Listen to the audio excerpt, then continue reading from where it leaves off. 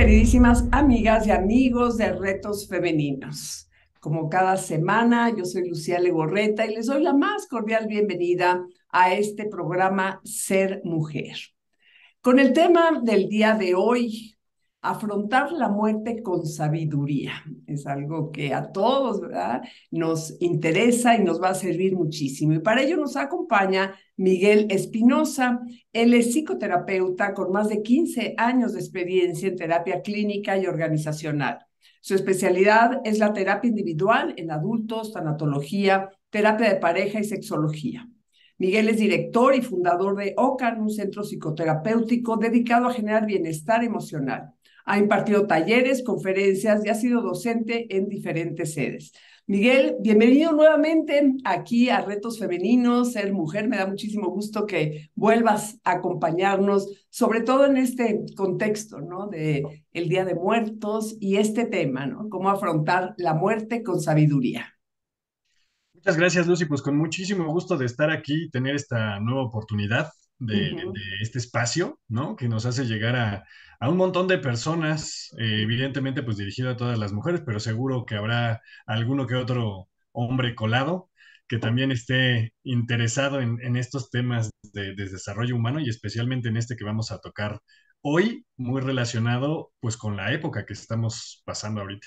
Claro, porque fíjate que me encantó la palabra que nos propusiste, ¿no? Que me propusiste para el tema sabiduría, ¿no? Porque por ahí dicen, ¿no?, que lo único seguro que tenemos esta vida es que algún día, ¿no?, tarde o temprano nos vamos a morir. Pero también por otro lado, Miguel, es algo que nos da mucho miedo.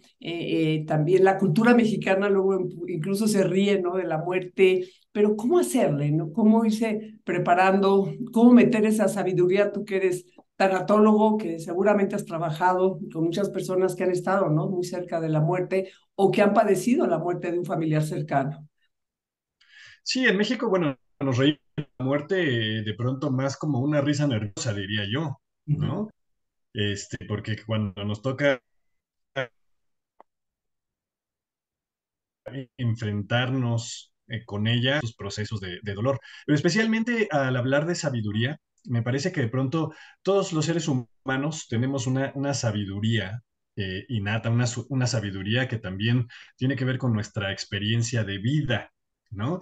Y son nuestros recursos que tenemos ahí y pareciera que de pronto cuando nos toca mirar la muerte de cerca, entramos en shock, entramos en crisis y nos olvidamos que tenemos herramientas ahí emocionales, actitudinales, para poder mantener cierta calma, cierta tranquilidad y tomar decisiones de buena manera frente a los procesos de dolor y frente a la muerte que nos exige empezar a tomar decisiones muy rápido, ¿no? Cuando alguien muere, rápidamente hay un montón de decisiones alrededor de la muerte que tenemos que tomar en diferentes sentidos, tanto a nivel familiar, ¿no? De organización, de emociones con respecto a los más cercanos, a nivel administrativo, por decirle así, a nivel legal, también tenemos que tomar un montón de decisiones y saber dónde hay papeles y empezar a actuar, ¿no?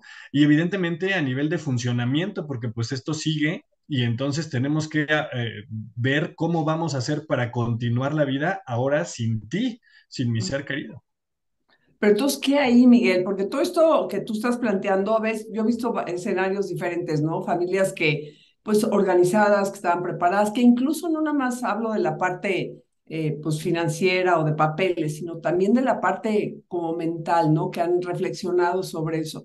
Pero la mayoría de las personas, pues, no reflexionan, ¿no? Como que piensas, a mí no me va a tocar o lo ves muy lejano. Y yo te quería preguntar, ¿se vuelve más difícil entonces ese proceso cuando tú antes no habías, pues no habías reflexionado o no lo aceptas? Hay quien dice, no es cierto, o sea, vienes en ese proceso de negación cuando alguien falta. Estamos en una sociedad esta mexicana como de mucho apego, ¿no? Y Ujú. hasta presumimos ese apego y decimos la familia mexicana. En muchos sentidos, pues esto es bien bonito, ¿no? Esto es muy padre, pero de pronto esto también trasciende a límites en donde el apego es tal que acá diríamos que somos como familia muégano, ¿no? Ujú. Entonces, en esta forma de apegarnos tanto, después nos cuesta mucho trabajo el desapego, el desapegarnos. y soltar, ¿no? Como se ha dicho de manera general, aprender a soltar. Entonces, bueno, nos complica así no reflexionar, que vale la pena detenerme aquí un poquito. Reflexionar es hacerlo flexible, ¿no? Es volver, flexionar es hacerlo flexible. Entonces, hacer flexible nuestro pensamiento, hacer flexible nuestra forma de relación con otras personas, es lo que nos va a ayudar, esa flexibilidad mental, si así le decimos, esa flexibilidad emocional. Somos muy rígidos. Y entonces estas reflexiones ayudan a eso, a hacer flexibles nuestras perspectivas. Y entonces, desde estos lugares, pues ayuda a tener información, sí, por supuesto, pero cuando no la tenemos, yo decía que ya tenemos una actitud frente a la vida, y esa misma actitud que tenemos frente a la vida es la misma que tenemos frente a la muerte. Quiero decir, una persona que tiene, llamémosle, actitudes negativas frente a la vida, pues cuando llega una situación de muerte, le cuesta muchísimo trabajo a enfrentar estas situaciones con la muerte. Quien tiene buena actitud frente a la vida, quien tiene actitudes positivas con respecto a la vida, comúnmente es la misma persona que puede llevar los procesos de dolor de mucha mejor manera, porque siguen ahí teniendo buenas actitudes frente a la vida a pesar de la muerte. Entonces, es una cuestión actitudinal, y la cuestión actitudinal también tiene que ver con nuestras decisiones, o sea, podemos elegir qué actitud tenemos para afrontar la vida. Entonces, ahí requiere de decisiones personales. Hay mucha gente que frente a esto deja de tomar decisiones y entonces se queda en el shock y suelta todo. Dice, yo no sé, yo no quiero hacer nada, yo no me voy a mover, y pretendemos que los demás nos resuelvan, ¿no?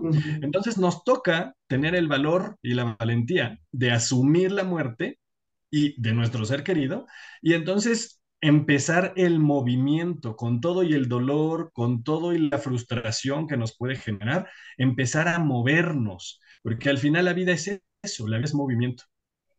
Sí, pero ¿no crees, Miguel, que a veces el primer momento te lo dice, ¿no? Es un poco un shock, una negación, y a veces es hasta más fácil quedarse en la situación que tú estás planteando.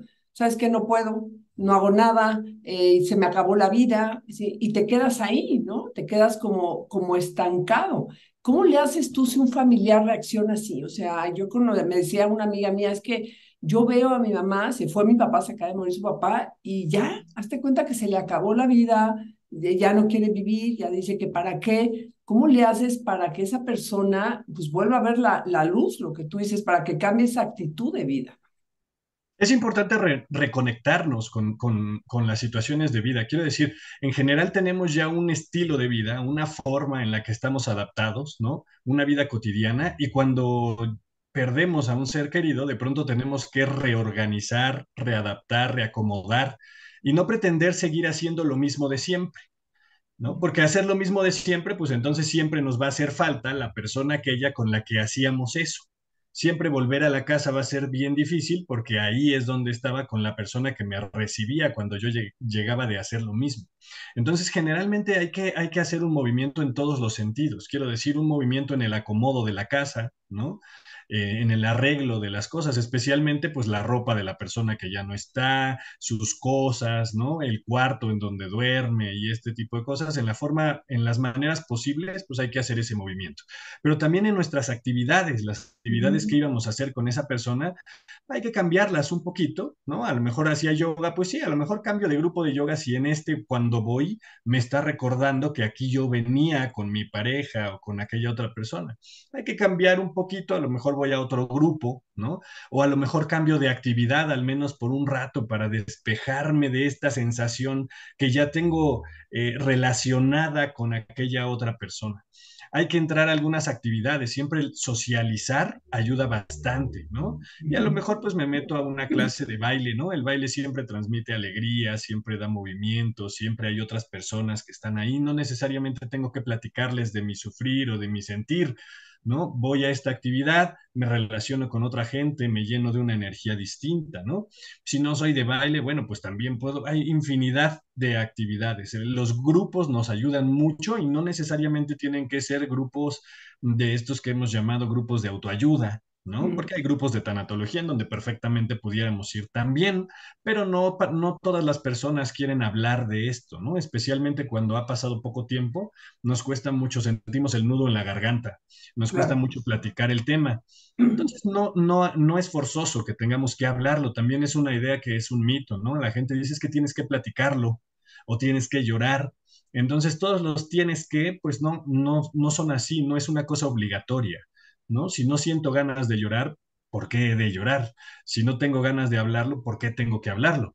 Lo que sí es Entonces, ¿cómo importante. sacas el duelo, Miguel? Porque te dicen mucho que, por ahí yo leía, ¿no? O sea, un duelo no resuelto es un duelo que se puede prolongar o se puede volver crónico, ¿no? Entonces, ¿cómo lo sacas? O cada persona tiene su forma de vivir un duelo. Cada persona tiene su forma, pero lo coincidente es que requiere movimiento, ¿no? Ah, eso Heidegger es decía importante. que la vida es movimiento, ¿no? Ujú. Cuando definía vida, decía vida es igual a movimiento. Entonces necesitamos movernos desde las cosas más básicas, ¿no? Quiero decir, hay personas que me dicen, Miguel, es que ya no me dan ganas de levantarme por la mañana. Bueno, ese es un movimiento básico. Hay que Claro. tener esta voluntad de poder hacerlo y eso es una decisión. Entonces, sí hay que forzarnos o esforzarnos para hacer ese movimiento, porque ese movimiento ya de entrada va a ser no solo la acción, sino lo que sucede en nuestro cerebro con los químicos. Y entonces los neurotransmisores van a hacer su chamba y no quiere decir que por hacer esos movimientos de función, de funcionalidad, vamos a sentirnos mejor y ya vamos a retomar las cosas. No, pero podemos movernos con tristeza. ¿No? Claro. Y ese movimiento ayuda a generar, si vamos a relacionarnos con personas distintas, eso ayuda un poco más porque nos trae novedad, nos trae nuevas conversaciones, nuevas cosas. Y aunque nosotros estemos ahí callados o calladas en un grupo de gente, eso hace que la gente empiece a interactuar con nosotros, aún en el silencio. Entonces la interacción es importante. Fíjate, o sea, no quedarte tú en ti misma y seguir haciendo lo mismo y no hacer nada. Ahora, sé que lo que te voy a comentar no hay una respuesta única, pero mucha gente dice, bueno, ¿cuánto debe durar, no? Un duelo, pero más que, a mí me gustaría que nos dijeras, ¿cómo voy viendo una persona, ¿no? Que tiene una pena, ¿cómo va viendo que va bien? Me explico que va pasando el duelo. Sé que no podemos decir, hay quien te dice un año, 2 años, yo creo que eso depende de cada persona, pero ¿cómo sé que voy bien, ¿no? O cómo sé que voy mal, ¿no? También, que no estoy viviendo mi duelo. Yo diría cuánto no debe durar, ¿no? Porque si Ujú. ya llevamos 5 años, 10 años y seguimos sintiendo el dolor de la misma manera que el primer día que dejaste de estar conmigo, pues eso no debe durar todo eso, ¿no?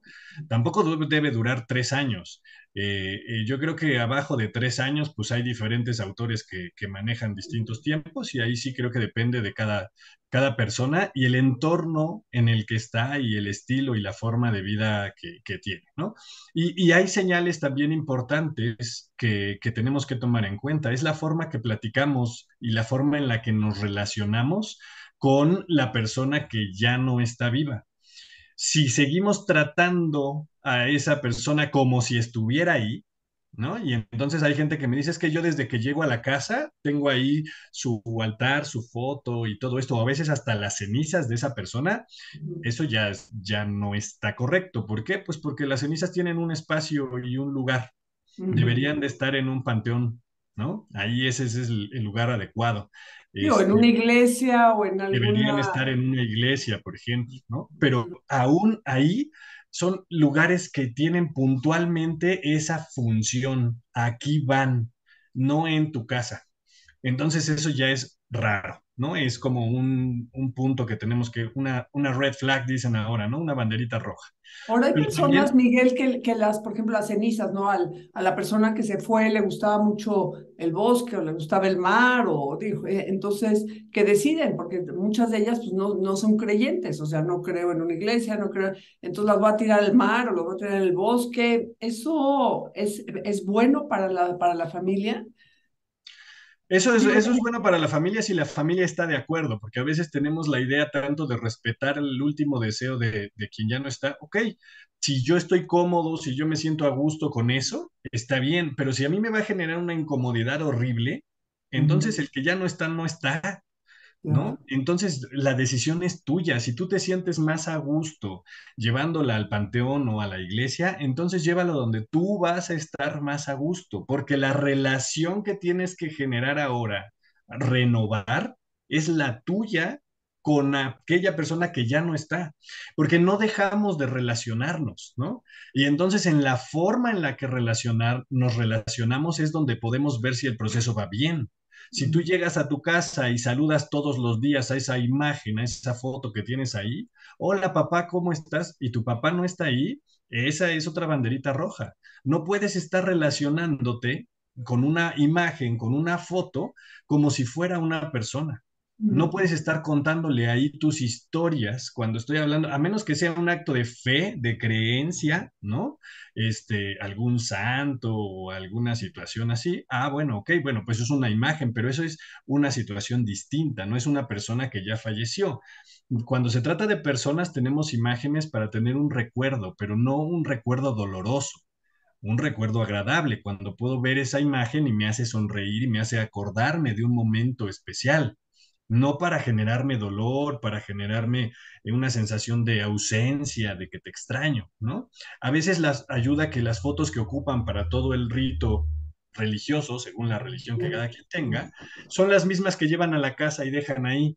Bueno, si eso no me causa conflicto, pues está bien, pero si no, es lo mejor es cambiar la imagen, ¿no? Poner una imagen distinta y esta puedo dejarla en otro lugar o dejarla en donde está la persona que falleció, ¿no? Y entonces ese cambio ayuda a que no estemos relacionando la imagen con el velorio, por ejemplo. Claro. Pero ¿no te pasa, Miguel, tú que tratas, que digo, que platicas, ¿no? Con muchas personas en tanatología, sobre todo, que viene un sentimiento, porque digo, a mí también me ha pasado, ¿no? Como decir, bueno, si cambio de actividades, cambio de grupo social, cambio de, como que sientes que estás, dime si estoy bien o mal, como traicionando, ¿no? A ese ser querido. Muchas veces nos han metido eso, ¿no? O sea, te tienes que seguir acordando de él, tienes que seguir haciendo lo que él quería o que ella quería. Ya, ese sentimiento es un sentimiento equivocado. Es un sentimiento de culpa que o sea, la culpa se genera cuando hacemos algo que es inadecuado para nuestro grupo social. Ajá. O al menos hay una idea de que eso es inadecuado y nosotros hemos creído esa idea. Pero no porque eso hayamos creído quiere decir que así es, ¿no? En realidad, tanto decimos en este país como en otros, me imagino, ¿no? Que la muerte es natural, que cuando la afrontamos resulta que pues, sabemos que todos vamos para allá, pero vivimos con este tipo de cuestiones de culpa. Entonces hay que asumir esta naturalidad de la que muchas veces mencionamos y eso se hace dándonos cuenta que quien se murió ya no está y yo tengo que seguir mi vida. La pregunta es cómo sigo mi vida. Y seguir viviendo es saber que la persona que ya murió, la mejor forma de honrarla es a través de lo que aprendí con esa persona, cómo lo pongo yo en práctica. ¿No? Lo que viví contigo, ¿cómo lo puedo vivir ahora con otras personas que también son significativas e importantes? Porque si yo voy a visitar a un lugar que fue tan significativo contigo para entristecerme, entonces no estoy honrando tu vida. Si yo voy, ahora eres mi pareja y tengo ahora a mis nietos, ¿no? O a mis hijos. Ok, puedo ir a visitar ese lugar porque me da gusto, porque yo recuerdo que con tu papá, que yo recuerdo que con tu abuelo vine aquí y me encantó. Fue sumamente bello, ¿no? Y te puedo compartir esta experiencia y te quiero llevar. Vamos a ese lugar. Eso es significativo, eso es honrar la vida del otro. Se trata de eso, de todas aquellas cosas importantes, cómo las transmito ahora a otros seres queridos. Eso es darle nueva vida a las personas que ya no están con nosotros. Pero sabes que, Miguel, bueno, me encanta todo lo que estás diciendo, pero eso ahorita relacionándonos con con el tema, ¿no? Que decía sabiduría. Ahí hay que meterle cabeza, ¿no? Porque a veces el corazón te gana, o sea, y la emoción te gana, y el extrañamiento te gana, pero todo lo que estás apuntando es decir, ¿sabes qué? Quiero yo salir adelante, quiero vivir mi vida y ahí pues hay que meterle, no quiero decir racionalmente, pero sí, o sea, pensarlo. Y es que se trata de integrarlo, Lucy. porque a veces parece que el corazón y la mente están como en contra, ¿no? Y entonces, así decimos, decías, a veces te gana el corazón. Eh, Es que el corazón ahí va a estar. Entonces, más que nos gane, tenemos que integrarlo y podemos reconocer que, ok, me da tristeza, pero también te quiero llevar para que conozcas este lugar, este espacio, ¿no? Ujú, Y ujú, al mismo tiempo, me da mucha alegría poderte compartir esto, porque el que tengamos una emoción no impide que podamos tener otras al mismo tiempo, aunque parezcan emociones totalmente distintas, ujú. ¿no? Los seres humanos tenemos la capacidad de sentir muchas emociones al mismo tiempo. Eh, Te cuento muy rápidamente, Sí, no, a cuéntame. veces esta experiencia es muy clarificadora, ¿no? Me tocó vivir la muerte de mi padre un 3 de febrero Ujú. y el 4 de febrero yo cumplía primer año de mi matrimonio. Ay, Entonces, un día estaba profundamente triste, al otro día seguía profundamente triste, al mismo tiempo que estaba profundamente feliz porque cumplía un año de matrimonio. Entonces, es posible vivir las dos emociones de manera intensa y fuerte al mismo tiempo. Y se pueden vivir más emociones, pero esa es la sabiduría. Tenemos que tener conciencia de que podemos hacer eso. Y no es necesario ni obligatorio, estoy triste y estoy triste para todo. Y ujú. entonces, como estoy en un proceso de duelo, entonces ya no quiero hacer nada y no puedo permitirme sonreír y no puedo permitirme festejar o celebrar, ¿no? Este tipo de luto en donde parece que permea toda nuestra vida y que nos quita el derecho a tener otras experiencias de vida porque acabamos de pasar por una muerte. Sí, pues Se así trata era de antes, eso. sí, claro, así era antes, ¿no te acuerdas? Así era antes, tenías que estar la familia vestida de negro un año completo, misas, o sea, y no podías ir a no se podían celebrar bodas, o sea, todo era cerrado. Y volviendo a esto que dices tú de actitud, Miguel, esto hablando de familia, es algo que podemos nosotros contagiar, o sea, no nada más cuando muere un ser querido, sino todo el ambiente que diga, pues, podemos hablar aquí de la muerte, podemos hablar de que es algo natural. O sea, vivirlo, por ejemplo, cuando tenemos niños chicos, ¿qué tanto recomiendas tú? Digo, no dramatismo, pero sí verlo como algo natural. Por ejemplo, ahorita que acaba de pasar todo el altar de muertos, pues a veces hay niños que no entienden, ¿no? ¿Cómo que pones la foto de mi abuelo aquí y le pones una calavera? O sea, ¿qué pasa, no? Los niños tendrían que estar perfectamente integrados a todos estos procesos. O sea, vendemos una idea de muerte que tiene que ser puro show, pura alegría, puro disfraz, ¿no? Ahora, Sí. que es más Halloween que Día de Muertos. Entonces, hay mucha alegría en estas ideas de lo que nos dicen de la muerte y así lo vive. Y un niño entonces empieza a fantasear muchísimo, ¿no? Ujú, Y por eso no entienden después cuando viene una muerte y ven toda esa tristeza, ¿no? Si lo que hasta ahora han tenido como vivencia es puro entretenimiento, pura diversión, puros dulces y felicidad. ujú. Entonces, está bien que cuando cada ocasión que tengamos la oportunidad, especialmente, o sea, es mejor integrarlos desde antes cuando no hay una muerte directa y tenemos la posibilidad de Sí. asistir a un velorio, ¿no? O de que falleció nuestra mascota, ¿no? Alguna situación así hay que explicarles la muerte, hay Ujú. que vean la realidad, ¿no? Que vean que no reviven, que vean que, ¿no? Y hay que evitar las metáforas estas de se fue el cielo, por ejemplo, ¿no? Porque los niños te creen eso. Tienes Ujú. que tomar en cuenta que tienen esta mente creativa, ¿no? Bien amplia y entonces te creen lo que les dices. Si tú le dices se fue al cielo, pues ellos de verdad están ahí esperando que Sí, venga lo del volteando a ver cielo. si aparece, ¿no? Sí. O que a veces les da miedo. Hay niños que te dicen, oye, es que ya no pude dormir en la noche. ¿Por qué? Porque siento que va a venir mi abuelo, ¿no? Y entonces, o decir esto de que, ay, es que está ahí dormido. No, pues no, no, no, se murió y eso no es estar dormido, porque luego no se quieren dormir y qué tal que no despierto como mi abuelo, ¿no? Claro, por Entonces, supuesto.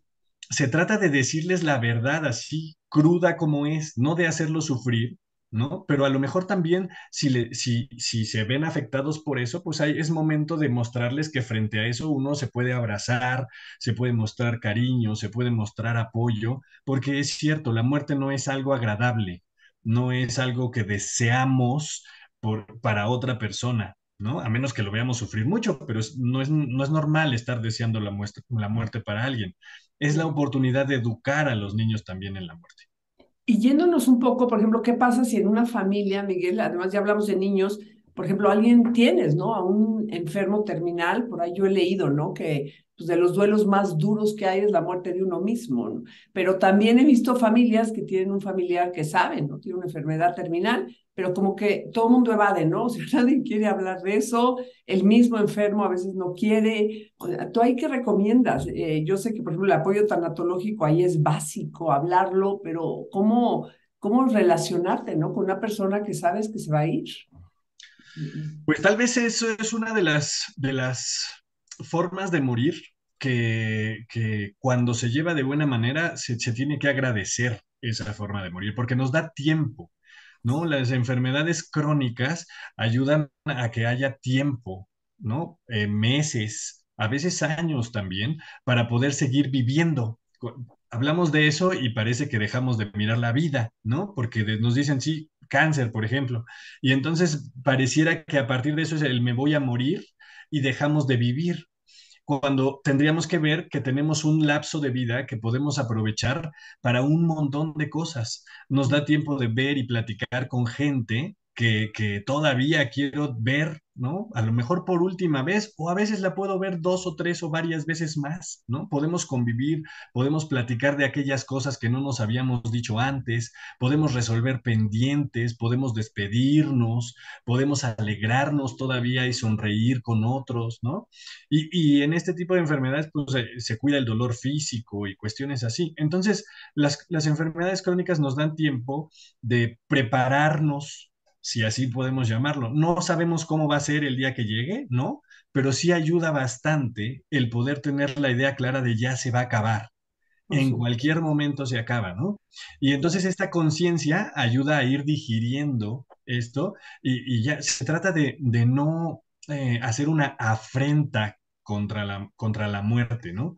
No se trata de luchar, porque quien lucha, quien no lo acepta, entonces está peleando con esta parte y no puede disfrutar lo que queda de vida, ni la familia ni ellos. Claro. Sí, sí es importante ahí hablar de la muerte, ¿no? Los miedos especialmente, ¿no? ¿Qué me da miedo de este proceso? A veces las familias están preocupadas por quien tiene la enfermedad crónica y a veces el que tiene la enfermedad está bien preocupado por la familia, Por la familia, pero claro. no se lo dicen. Y entonces, ¿cómo voy a decirle que estoy viviendo estas cosas de alegría cuando tiene este cáncer tan duro, ¿no? Pues dile, no, es que se me va a entristecer. Ok, y la persona que está acá te dice, ay, es que yo no quiero decirle que me tienen preocupado, que están mucho tiempo conmigo y yo quiero que vayan y sigan viviendo porque quiero ver que regresan con una sonrisa. A veces están justo en lo mismo, ¿no? Pero no se lo cuentan y cuando se lo cuentan, entonces se abren infinitas posibilidades de seguir disfrutando de ese lapso de vida que todavía está ahí. Sí, yo me quedo, híjole, lo que estás haciendo es importantísimo, es disfrutar, ¿no? Y vivir y ponernos en movimiento. Yo sé que, yo antes de que te me vayas, sí quiero que nos platiques, y porque creo que es muy importante, yo sé que tú la haces, tú lo haces, ¿cuál es la función de un tanatólogo, de una tanatóloga? Porque a veces nos dicen tanatólogo y dicen, ay, no, no, no, no, no, no. O sea, ¿qué haces? ¿Qué haces tú como tanatólogo? Ujú. Acompañar a las personas dolientes, ¿no? Ah, Por cualquier situación de muerte, ya de forma directa, alguna persona que esté enferma o los familiares de alguien que ya falleció. Y en este acompañamiento, pues se trata de eso, de ir justo marcando algunos puntos en donde creo que se pueden ir atorando, ¿no? Que van dejando cosas significativas o que le están dando mucho peso a algún objeto y ahí están dejando mucho de su cariño y ujú. después eso les va a causar alguna problemática, ¿no? Y platicamos de eso, no se trata de generar imposiciones, sino más bien de hacer reflexión de cómo van viviendo ese dolor, de cómo se van acomodando, qué ajustes van a ir haciendo, qué decisiones van tomando. Y la idea esencial es esta que platicábamos, ¿no? Se trata de moverse y en este movimiento generar una nueva relación con la persona que ya no está, de poder honrar, como te decía, esa vida que ya no está y transmitirla, ¿no? Darle una nueva vida, un nuevo significado, transmitiendo experiencias con otras personas que todavía están ahí, ¿no? Se trata de darle un nuevo acomodo a esa persona y hacerlo en el nivel físico también, ¿no? ¿Dónde voy a poner su imagen o dónde voy a poner algunas fotos para recordar con alegría, para recordar sin dolor, ¿no? Y de saber que no se trata de olvidar a las personas que hemos amado, tampoco se trata de suplantar a las personas, ¿no? De que ahora ya no está esta persona, ahora va a estar la otra, pero eso es imposible, ¿no? Cada quien tiene su lugar. Me pasa mucho con las parejas, ¿no? Ya murió mi pareja, pero ahora tengo una nueva pareja. Entonces, bueno, pues es como cuando terminas una relación, pues el otro puede estar vivo y ahí está, ¿no? Lo reacomodas, ahora es un buen amigo, ahora es un conocido o una experiencia anterior, igual cuando mueren. Hijo, pues nos dejas una muy buena lección, de veras, Miguel, y creo que todo esto que estás diciendo es exactamente lo que es sabiduría, ¿no? En la vida, afrontarla y vivirla, ¿no? Vivirla en familia, vivirla tú y prepararnos, porque tarde o temprano, pues todos vamos a acabar así, qué mejor, ¿no? Por ahí la frase que dice, mueres como vives, ¿no? Y entonces vivir al máximo para morir bien, ¿no? Miguel, se me pasa el tiempo volando contigo, ya se nos acabó. Me encantaría que nos dijeras algún mensaje final, que nos digas dónde te podemos encontrar, ¿ah? Todas las aquí miembros de Retos Femeninos. Una buena amiga dice que la vida y la muerte son dos flores del mismo tallo. Y entonces justamente se trata de darnos cuenta de eso. A veces nos inclinamos mucho del lado de la flor de la vida, pero al mismo tiempo estamos muriendo. Entonces hay que valorar estas dos partes en donde todo el tiempo vamos soltando y dejando cosas, todo el tiempo tenemos que decidir el sí y el no, qué cosas sí me quedo, cuáles no, pero a veces la vida es la que nos plantea eso mismo, sabes que ya no te toca estar con esta persona, ahora te toca estar con otras. Asumir que están estas dos flores todo el tiempo es fundamental.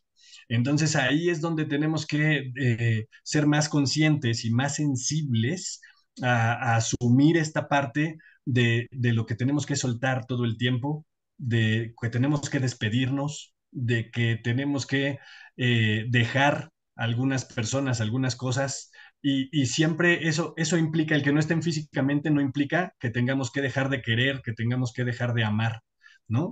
Cuando Muy de no los acuerdo tenemos contigo. presentes hay que honrar a aquellas personas importantes y significativas en nuestra vida. Y bueno, a mí me encuentran en redes sociales como Miguel Espinosa y ahí siempre comparto un montón de cosas acerca de tanatología, sexología y temas de pareja que son mis temas. Ay, muchísimas gracias, Miguel. De veras nos dejas pues, con muy buen sabor de boca y como, con muy positivo, ¿no? Y viviendo realmente, ¿no? Al máximo cada día. Muchísimas gracias, Miguel, te lo agradezco. Espero que nuevamente aquí nos acompañes. Muchísimas gracias a todas y a cada una de ustedes por haber estado aquí conmigo. Yo soy Lucía Legorreta. Te mando un fuertísimo abrazo virtual y te espero la próxima semana aquí en Ser Mujer en Retos Femeninos. Hasta pronto.